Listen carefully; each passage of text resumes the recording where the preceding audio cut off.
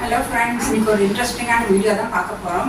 அதுக்கு முன்னாடி எங்கள் சேனல் இப்போ தான் ஃபஸ்ட் டைம் பார்க்குறவங்களா இருந்தால் சப்ஸ்கிரைப் பண்ணிட்டு பாருங்கள் ஃப்ரெண்ட்ஸ்.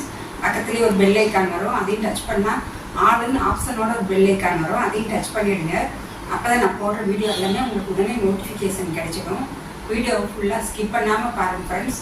நிறையா ஹெல்த் டிப்ஸ் அண்ட் ட்ரிக்ஸ் எல்லாமே சொல்லியிருப்பேன். வாங்க இப்போ வீடியோக்குள்ளே போகலாம். ஹாய் ஃப்ரெண்ட்ஸ், நான் இன்றைக்கி முருங்கைக்கீரை சூப் செய்ய போகிறேன். அது எப்படி எங்கள் வீட்டில் நாங்கள் செய்வோங்கிறத உங்களுக்கு ஷேர் பண்ணிக்கிறேன்.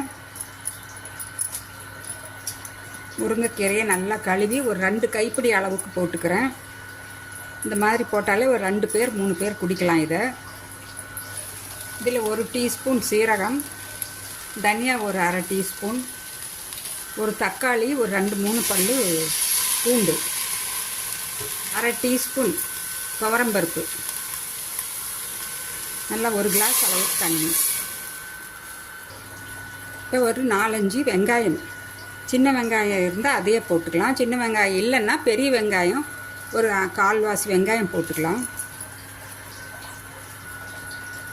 மிளகு ஒரு 5-6 மிளகு பெப்பர் பால்ஸ், மஞ்சத்தூள் ஒரு 1/4 டீஸ்பூன். இப்போ தண்ணி ஏற்கனவே 1 டம்ளர் ஊற்றிருக்கேன். இப்போ நம்ம தண்ணி ஒரு 3 டம்ளர் அளவுக்கு ஊற்றிக்கிறேன். அப்போ தாங்க இந்த சூப் நல்லா இதில் இருக்கிற இந்த சத்துக்கள் எல்லாம் அந்த தண்ணியில் இறங்கி இந்த பருப்பு எல்லாமே நல்லா வெந்து எங்களுக்கு சூப் ரொம்ப செம்ம டேஸ்ட்டாக வரும். உப்பு ஒரு 1/4 டீஸ்பூன். அப்புறம் நீங்கள் குடிக்கிறப்ப தேவைப்படுற உப்பு ஆட் பண்ணிக்கலாம். அவ்வளோதாங்க.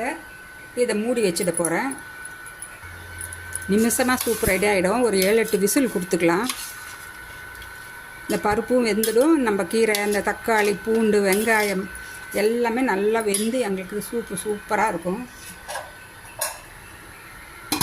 மூடி வச்சு ஒரு 7-8 விசில் கொடுத்துக்கிறேன். அப்புறம் பார்க்கலாம். ஓப்பன் பண்ணி பார்த்துடலாம்.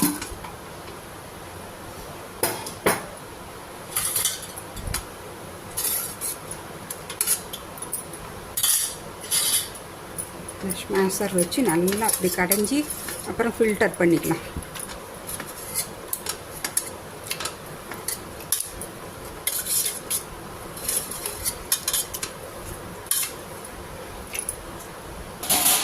நல்லா ஃபில்ட்ரு பண்ணி எடுத்தாச்சு.